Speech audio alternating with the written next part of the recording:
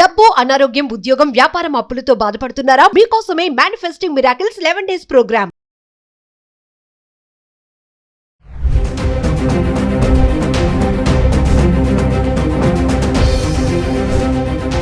నమస్తే, welcome back to Suman TV. ప్రస్తుతం మనతో పాటు ఉన్నారు consumers affairs committee chairman Mandiri Krishnareddy గారు. నమస్తే సార్. నమస్తే అమ్మా. సార్, ఇల్లు అద్దె తీసుకునే ముందు రెంటల్ అగ్రిమెంట్ 11 నెలలది అగ్రిమెంట్ రాసుకోవాలి అంటారు కదా, అసలు రెంటల్ అగ్రిమెంట్ అవసరం అంటారా? ఈ 11 నెలలే ఎందుకు?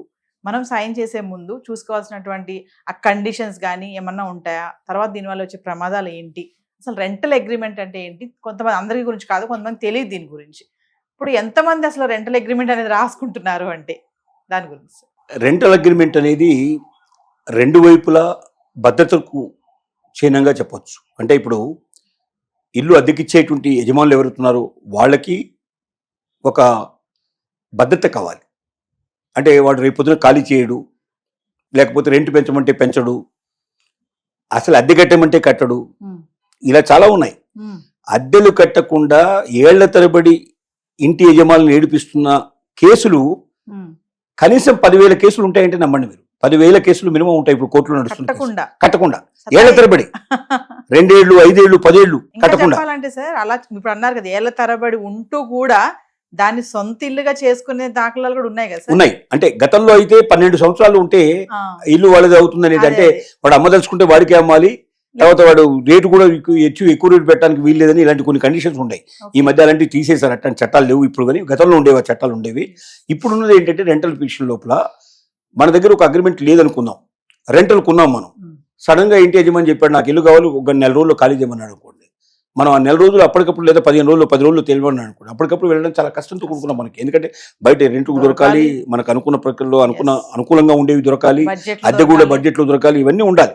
ఇవన్నీ చేయాలంటే అంత సులభమైన విషయం కాదు. ఎంత పెద్ద నగరంలో ఆ కొరత కూడా చాలా విపరీతంగా ఉంది. ఉన్నాయి, రెంటల్ ఉండొచ్చు, కానీ 100,000 ఇళ్ళు ఉన్నా కూడా 1000 ఇళ్లలో మనకు సూట్ అయ్యే కావాలి, మన బడ్జెట్లో దొరికేవి కావాలి, మన ఆఫీస్కి దగ్గరలోనూ మన వ్యాపారానికి దగ్గరలోనూ దొరికే అవకాశం, లేదా మన పిల్లల చదువుకు దగ్గరలోనూ, ఇట్లాంటివన్నీ మనం చాలా చూస్తాం దీంట్లో. దీనికి కానీ ఏంటంటే రెంటల్ అగ్రిమెంట్ అనేది ఒకటి మస్ట్. ఖచ్చితంగా అటు రెంటల్కి ఉండే వాళ్ళకైనా లేదా రెంట్కి ఇచ్చేవాడికైనా ఇద్దరికి రెంటల్ అగ్రిమెంట్ అనేది ఒక ఆధారపూరితమైనటువంటి మంచి పత్రం. ఇది ఖచ్చితంగా ఉండడం అనేది ఖచ్చితంగా ఉండాలి. ఉండకపోతే రేపు పొద్దున కోర్టుకు వెళ్ళడానికి కానీ ఎక్కడికి వెళ్ళడానికి కానీ మనకు అవకాశం ఉండదు. ఇంటి యజమాని మనకి ఇచ్చాడు, అది అసలు మన మధ్య ఏం అగ్రిమెంట్ లేదు, రేపు పొద్దున వాడు ఖాళీ చేయలేదు, నువ్వు కోర్టుకు వెళ్ళడానికి నువ్వేం చెప్తావు? కోర్టుకు వెళ్ళి నేను అద్దెకి ఇచ్చానండి అంటావు, ఎప్పటి నుంచి ఇచ్చాను, 10 రోజుల నుంచి ఇచ్చానంటావు. వీడేమంటాడు, నాకు 10 ఏళ్ల క్రితమే ఇచ్చాడంటాడు. 10 ఏళ్ల క్రితం ఇచ్చాడు నాకు, ఆయనే కరెంటు కడతా అన్నాడు, ఆయనే వాటర్ బిల్లు అన్ని ఆయనే కడతా అన్నాడు, అన్ని కలిపే నేను 10,000 పే చేస్తున్నాను, 20,000 పే చేస్తున్నాను, 50,000 పే చేస్తున్నా అంటాడు. ఎందుకంటే ఇక్కడ ఏమి లేవు కదా, వీడేమి డబ్బులకి రసీదు ఇవ్వడు. రెంటల్ అగ్రిమెంట్ రెంటల్ డబ్బు తీసుకున్నప్పుడు ఎవడు కూడా రసీదులు ఇవ్వరు. సహజంగా చాలా మంది రెంట్ వసూలు చేసుకుని వెళ్ళిపోతారు. రెంట్ కూడా ఖచ్చితంగా ఇవ్వాలి, రెంటల్ రిసిట్ ఇవ్వాలి. ఇదంతా ఎప్పుడు సాధ్యం అవుతుంది? ఒక అగ్రిమెంట్ రాసుకున్నప్పుడు, అగ్రిమెంట్ లో కండిషన్స్ ఉన్నప్పుడు, కండిషన్స్ ప్రకారంగా కోర్టులో వేయడానికి కానీ, అంతకన్నా ముందే 11 నెలల కన్నా ముందే కాదు. 11 నెలలు ఎందుకు పెట్టుకుంటారని మొట్టమొదటి మనం మాట్లాడుకుని అక్కడి నుంచి ముందుకెళ్దాం. 11 నెలలు ఎందుకు పెడతారంటే 12 నెలల అగ్రిమెంట్ రాస్తే ఖచ్చితంగా రిజిస్ట్రేషన్ చేయాల్సి ఉంటుంది. రిజిస్టర్డ్ అగ్రిమెంట్ అయితే కానీ వాల్యూ అవుతుంది. 12 నెలలకు రాసినటువంటి ఏ అగ్రిమెంట్ అయినా రిజిస్టర్ చేయకుండా దానికి విలువ ఉండదు. 12 నెలలకు రాసినప్పుడు రిజిస్ట్రేషన్ చేయాలి. ఇది గవర్నమెంట్ కండిషన్. రిజిస్ట్రేషన్ అంటే మళ్ళీ దాంట్లో 2 సమస్యలు వస్తాయి ఇంటి యజమానికి. ఒకటి, రిజిస్ట్రేషన్ యొక్క మొత్తం ఖర్చు అవుతుంది, రిజిస్టర్ ఆఫీస్కి వెళ్ళాలి, స్టాంప్ పేపర్లు కొనాలి, దాంట్లో రాయాలి. రెండోది, నెలకు 10,000 రూపాయలు రెంట్ అనుకుందాం, సంవత్సరానికి ఎంత అవుతుంది? 10,000 చొప్పున 1,10,000 అవుతుంది. 1,10,000కి 7-8% అట్లా సుమారుగా ఉండేటువంటి పర్సెంటేజ్ ఉంది, ఒక రిజిస్ట్రేషన్ వాల్యూ ఉంది, పర్సెంటేజ్ కట్టాలి. అంటే సుమారుగా 8,000 నుంచి 10,000 రూపాయలు రిజిస్ట్రేషన్ ఫీజు కట్టాలి. ప్లస్ మళ్ళీ చేసిన వాడు, ఒక రాసి ఇచ్చిన వాడికి చేసిన వాడికి కలిసి మళ్ళీ ఒక 2,000 5,000 రూపాయలు ఉంటాయి, ఒక 15,000 రూపాయలు ఖర్చు ఉంది. 10,000 రూపాయలకైతే ఇంత అయితే, పెద్ద పెద్ద రాసుకున్నప్పుడు 1,00,000 రూపాయలు కూడా తీసుకున్న వాళ్ళు ఉన్నారు, 50,000కి 1,00,000 రూపాయలు కూడా అద్దెకు తీసుకున్న వాళ్ళు ఉన్నారు. అక్కడ 1,00,000 రూపాయలు అవుతాయంటే ఇక్కడ కూడా 1,00,000 రూపాయలు మినబడే అవకాశాలు ఉన్నాయి. రెండోది, ఎప్పుడైతే నువ్వు రెంటల్ డీడ్ రాసావో ఆ అమౌంట్ ఏదైతే దాంట్లో కనబడుతుందో ఆ అమౌంట్ ప్రకారంగా నువ్వు ఇన్కమ్ ట్యాక్స్ కూడా పే చేయాల్సిన పరిస్థితి ఏర్పడుతుంది. లేకపోతే నువ్వు రేపు కోర్టుకు పోతే ఇంత డబ్బు నువ్వు ఇన్కమ్ ట్యాక్స్ కట్టావో రసీదు చూపించమంటే చూపించడానికి వీడి దగ్గర అవకాశం ఉండదు. అందువల్ల దానికి కూడా ఆలోచన చేసి వీడు 12 నెలలు రాయకుండా 11 నెలలు రాస్తాడు. సరిగ్గా 11 నెలలు రాసి బయట ఎక్కడ కనపడకుండా చూస్తాడు. మీరు ఖాళీ చేయమన్నప్పుడు 1 month ముందని కండిషన్. అంటే మనం చూసుకోవాల్సింది అంటే మొట్టమొదటి రెంటల్ అమౌంట్ ఎంత కరెక్ట్గా వేశాడా లేదా దాంట్లో, అది ఫస్ట్ మనం గమనించాలి. ఎందుకంటే మనతో చెప్పింది దాంట్లో రాసింది ఒకటేనా కాదా. రెండోది, ఎన్నాళ్ళకు ఒకసారి ఇది పెరుగుతుంది, ఎవ్రీ 11 months తర్వాత మళ్ళీ కావాలనుకుంటే మళ్ళీ ఫ్రెష్ అగ్రిమెంట్ రాసుకోవాలా, లేదా ఈ అగ్రిమెంట్ బ్యాక్ సైడ్లోనే రాసుకునే పద్ధతి ఉందా, ఎట్లా ఉండదు ఒకటి మనం చూసుకోవాలి. అంటే అందులో ఏముంటాయి సార్ రెంటల్ అగ్రిమెంట్లో, ఏమేమి ఇన్వాల్వ్ అవుతాయి అసలు? రెంటల్ అగ్రిమెంట్లో ఏం లేదు, రెంట్కు తీసుకున్నావు అంటే మన ఇద్దరి మధ్య, ఇప్పుడు రెంట్ తీసుకున్నవాడు ఇది అద్దెకి ఇచ్చిన వాడు ఇద్దరు ఎవరున్నారు, ఇద్దరి మధ్యలో నేను ఇంటి యజమానిని, ఈ ఇల్లు సో అండ్ సో నెంబర్ కలిగింది, ఈ మున్సిపాలిటీది, ఈ ప్రకారంగా నా సొంత ఇల్లు ఇది, నా ఇల్లుని ఇతనికి అద్దెకిస్తున్నాను, 11 మాసాల పాటు అద్దెకిస్తున్నాను, 11 మాసాల్లో నెలకు అద్దె ఇంత అమౌంట్, తర్వాత ఏదైనా వేరే ఛార్జెస్ ఏమైనా ఉంటే, మెయింటెనెన్స్ ఛార్జెస్ ఏమైనా ఉంటే ఇంత, తర్వాత కొంతమంది ట్యాక్స్ కట్టేది ఉంటుంది, ఇంటికి ట్యాక్స్ కూడా ఉంటుంది, సంవత్సరం మున్సిపల్ పన్నులు ఉంటాయి, ఆ పన్నులు కూడా వీళ్ళే కట్టాలనుకుంటారు. అంటే కొన్ని ఇప్పుడు షాపులు రెంట్లకి ఇచ్చేటువంటి వాటికి ఎక్కువగా ఇది వస్తుంది, కమర్షియల్గా ఇచ్చేటువంటి వాటికి ఎక్కువ ఇది వర్తిస్తుంది. కమర్షియల్ ఇచ్చేవాళ్ళు ట్యాక్స్ కూడా వీళ్ళే కట్టుకోవాల్సిన పరిస్థితి ఏర్పడుతుంది. అంటే తనకి వచ్చేది నెట్ అమౌంట్ అన్నట్టు, అన్ని పోయిన తర్వాత తనకు అది మిగులుతుంది.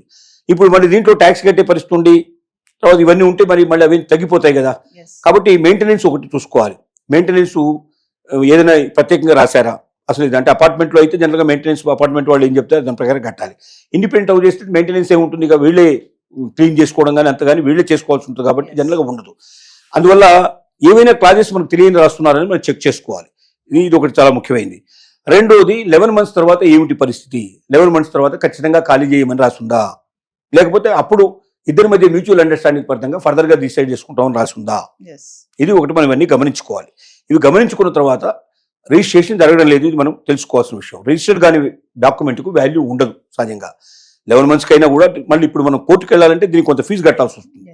అంటే దాంట్లో ఎంతైతే అమౌంట్ చెప్పారో ఆ అమౌంట్ ప్రకారం సంవత్సరానికి ఎంత అవుతుందో దాని మీద ట్యాక్స్ పే చేసి మనం పోవాల్సి వస్తుంది.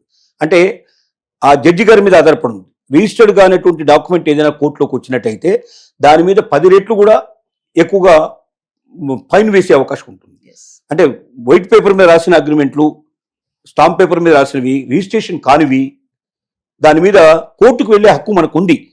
కానీ కోర్టుకు కూడా ఏం హక్కు ఉందంటే, నువ్వు రిజిస్ట్రేషన్ ఫీజు తప్పించుకున్నావు కాబట్టి, రిజిస్ట్రేషన్ చేయకుండా డాక్యుమెంట్ ఉంచుకున్నావు కాబట్టి దీని మీద మేము ఇంత ట్యాక్స్ వేస్తాం అని చెప్పడానికి అవకాశం ఉంది. 12 నెలలు దాటినటువంటి అగ్రిమెంట్ అవుతుందో, 12 నెలలు దాటితే ఖచ్చితంగా 100% రిజిస్ట్రేషన్ అయితేనే డాక్యుమెంట్ కోర్టు అలో చేస్తుంది, కానీ లేకపోతే అలో చేయదు. చాలా సందర్భాల్లో ఎప్పుడైనా 1-2 చేస్తే చేయొచ్చు, కానీ 99% రిజెక్ట్ చేసే అవకాశాలు ఉంటాయి. కాబట్టి రిజిస్ట్రేషన్ 11 monthsకే చేసుకుంటారు. అయితే వాళ్ళు ఉన్న పరిస్థితి ఏంటంటే, హైదరాబాద్ పొజిషన్ తీసుకున్నా లేదా మహానగరాల్లో పరిస్థితి తీసుకున్నా చాలామంది ఏంటంటే దీంట్లోపల ఇటు యజమానులను సతాయించేటువంటి రెంటలు తీసుకున్నటువంటి వ్యక్తులు ఉన్నారు. అద్దెకు తీసుకున్న వాళ్ళు యజమానులను సతాయిస్తున్న 10,000 కేసులు సుమారుగా హైదరాబాద్ కోర్టుల్లో, వివిధ కోర్టుల్లో కేసు నడుస్తున్నాయి.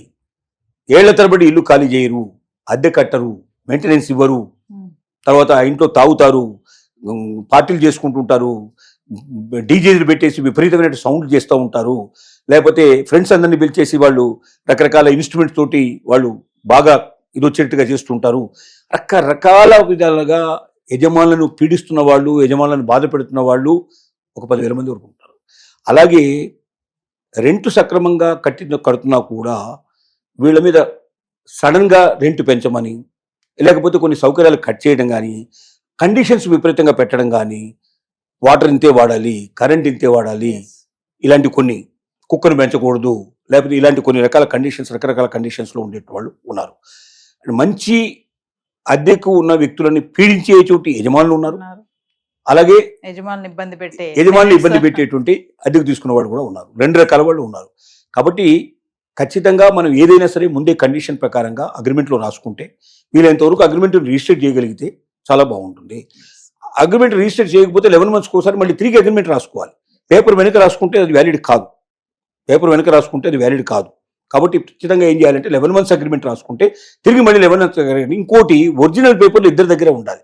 చాలా మంది ఏం చేస్తారంటే, వాడు ఒరిజినల్ తీసుకుంటాడు యజమాని, వీళ్ళకి జిరాక్స్ కాపీ ఇస్తాడు. ఏ జిరాక్స్ కాపీ మీద మీరు ఏ కోర్టుకు వెళ్ళడానికి మీకు హక్కు ఉండదు. ఒరిజినల్ పత్రం మీద మాత్రమే మీరు కోర్టుకు వెళ్ళడానికి మీకు రైట్ ఉంటుంది. కాబట్టి మీరు ఏం చేస్తారంటే, 2 ఒకటే రకమైనటువంటి మ్యాటర్తో 2 చేసి దాంట్లో మెన్షన్ చేయాలి. ఇది 2 పేపర్స్ అంటే 2 కాపీస్ కింద దీన్ని ఒరిజినల్ పేపర్స్ 2 కాపీస్ ఉన్నాయి అనేది మెన్షన్ చేసి ఒకరు ఒరిజినల్ తీసుకుంటే రేపొద్దున వాళ్ళు కోర్టుకు వెళ్ళడానికి ఎంత రైట్ ఉందో వీళ్ళు కోర్టుకు వెళ్ళడానికి అంతే రైట్ ఏర్పడుతుంది. ఇది మనం దృష్టిలో పెట్టుకోవాల్సిన విషయాలు. Thank you sir.